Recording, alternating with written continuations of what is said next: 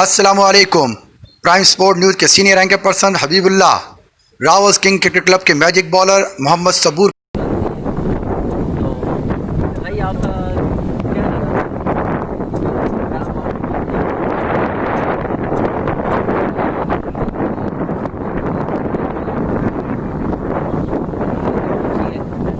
बाकी सब टीम की है जिसकी वजह से मैंने इतनी अच्छी बॉलिंग की।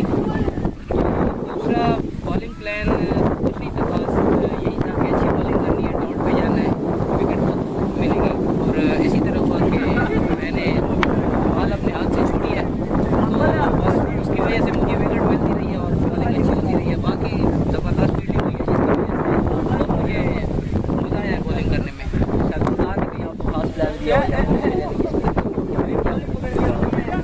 बस कप्तान ने यही कहा है कि अच्छी बॉलिंग करनी है, इनको जो है ना 150 के अंदर अंदर आउट करना है। तो इंशाल्लाह वही हुआ है।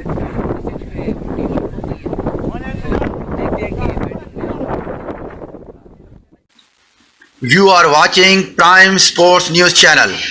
Please subscribe, likes and share our all social media pages and channels. Thank you.